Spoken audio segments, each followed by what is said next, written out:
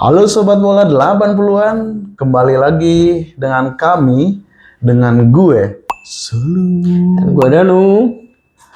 Ya, kami kembali lagi dengan video terkait match antara Indonesia versus Australia yang akan dimainkan malam ini, tanggal 28 Januari jam 18.30 waktu Indonesia Barat, yang akan disiarkan langsung oleh RCTI dan dapat ditonton juga di live streaming di Vision Plus.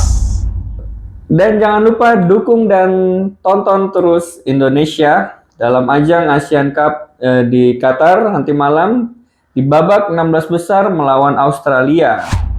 Oke, seperti kita ketahui bahwa Indonesia lolos ke babak ke-16 ini lewat jalur tim peringkat 3 terbaik, dan di klasemen tiga peringkat terbaik ini ada di posisi 4, yang mana Indonesia bisa lolos di menit-menit akhir setelah partai terakhir di grup Piala Asia ini antara Kyrgyzstan versus Oman, yang mana golnya tercipta di menit ke-80 dan skor imbang satu sama sampai berakhirnya pertandingan. Dan hasil tersebut juga membuat Indonesia berhasil melaju ke babak 16 besar Piala Asia dan juga kali pertama Indonesia Betul. melaju ke 16 besar Piala Asia dalam sejarah Indonesia. Ya betul, dalam sejarah Ikut sertanya dalam Piala Asia. Betul. Untuk peringkat FIFA sendiri, Indonesia saat ini ada di peringkat 142 dan Australia berada di peringkat 25 FIFA. Nah, ini juga menarik karena dalam dalam babak 16 besar ini Indonesia juga negara dengan urutan paling rendah di ranking FIFA. Betul, untuk yang di babak 16 besar ini dan juga pastinya nanti malam Indonesia akan sangat diremehkan oleh Australia karena underdog ya, sebagai tim underdog juga karena peringkat dari FIFA yang sangat rendah. Perbedaan peringkat yang sangat jomplang, dan otomatis dalam match ini Australia lebih diunggulkan untuk memenangkan pertandingan.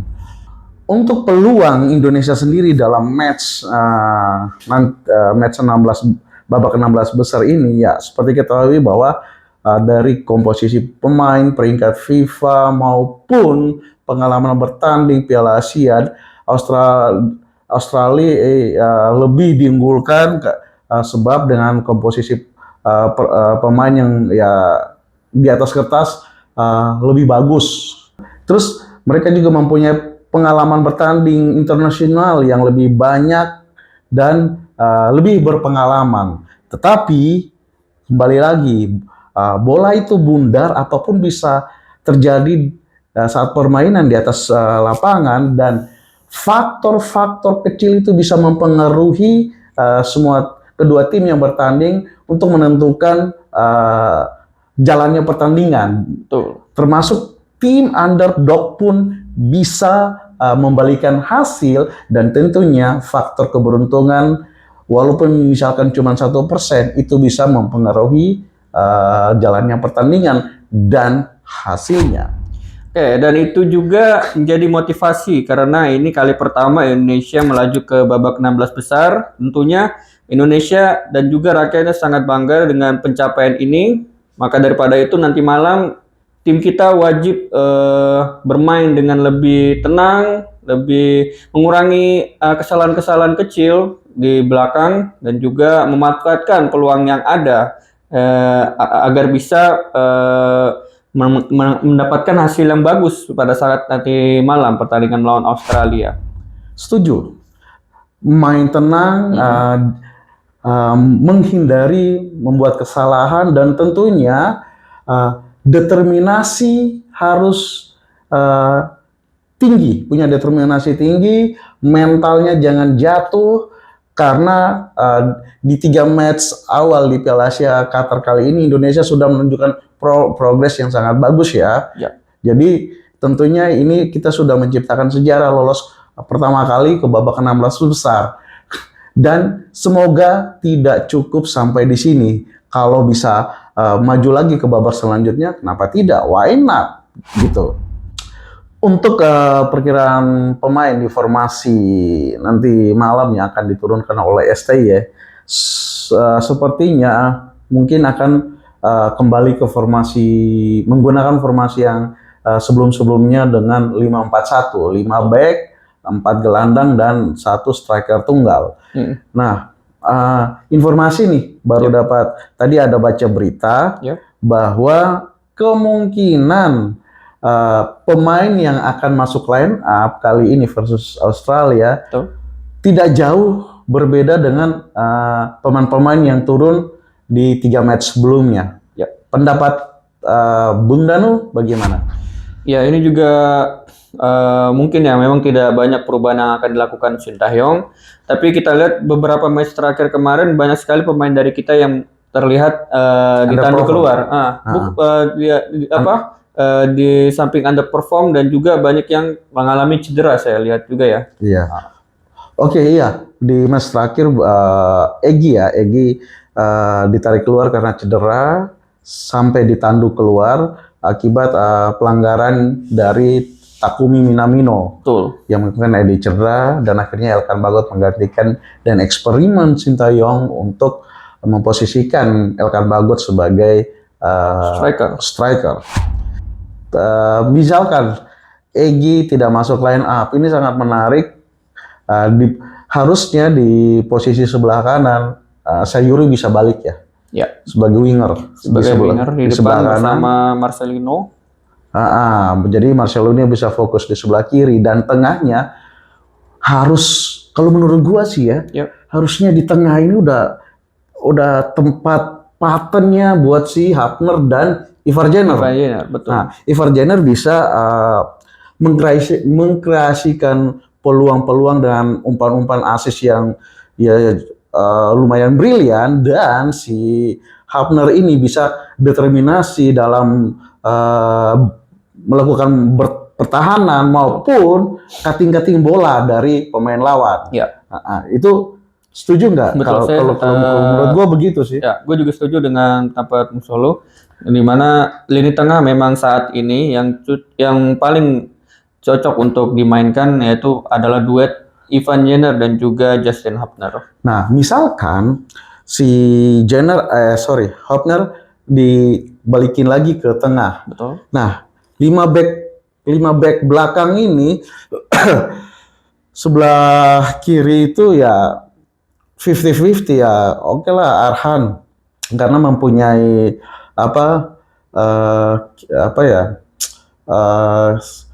mungkin kayak key moment ya gitu ya. Betul. Key moment dia dari lemparan ke dalam, throw in yang bisa membahayakan pertahanan lawan. Dan juga kalau memang ada perubahan di sebelah kiri, menurut gua sih Saint Patinama sangat loyok, sangat layak untuk dimainkan, entah sebagai pemain inti maupun di pemain pengganti. Gue setuju dengan pendapat Bung Dano. Asnawi bisa dimainkan di posisi back sebelah kanan karena perlu determinasinya. Perlu determinasi Asnawi karena faktor permainan dari Australia sendiri yang cukup berbeda dengan permainan Jepang, yang mana kalau Jepang kan keeping ball, terus ball possession seperti itu, sehingga dengan cara permainannya Australia yang mungkin lebih direct. Nah, ini membutuhkan Asnawi karena Asnawi cukup sering naik turunnya itu lebih cepat, dan mungkin kalau menurut gue pribadi Asnawi cenderung underperform kalau melawan tim yang mengandalkan ball possession. Itu menurut gua pribadi. Back 3 Indonesia mungkin akan diisi Siapa? Jordi Amat, Jordi ya, tetap.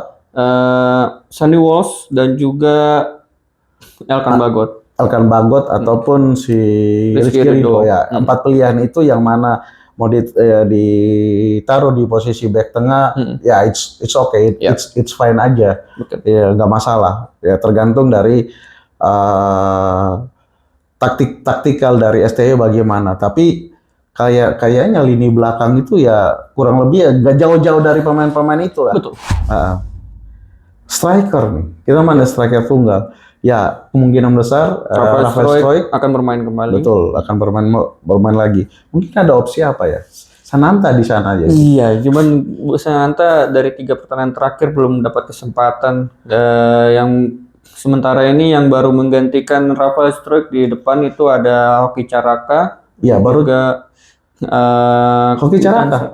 hanya Hoki Caraka dan juga Elkan Bagot. Ya kayak Elkan Bagot kan bukan striker ya, Iya, maksudnya betul. baru Hoki Caraka yang dicoba ya. Iya. Dan harusnya layak sih bisa tergantung dari kondisi kebugaran atau seperti apa. Kalau seandainya si Ramadan Sananta fit, mungkin bisa ada opsi kalau ada pergantian ataupun taktikal teknis dari STY bagaimana, ya Ramadan Sananta sangat layak untuk bisa diturunkan. Betul. Pendapat gue pribadi ya, Gimana? apapun hasil nanti malam, Oke. kalau menurut gua Indonesia bisa mengalahkan Australia misalkan di 90 menit ataupun di babak tambahan atau lanjutan ke penalti, apapun itu. Misalkan Indonesia bisa mengalahkan Australia dan lolos ke babak perempat final ya. Ya, perempat final. Nah, itu adalah kejutan. Dan kejutan ini maksudnya bukan karena kita dinaungi keberuntungan aja.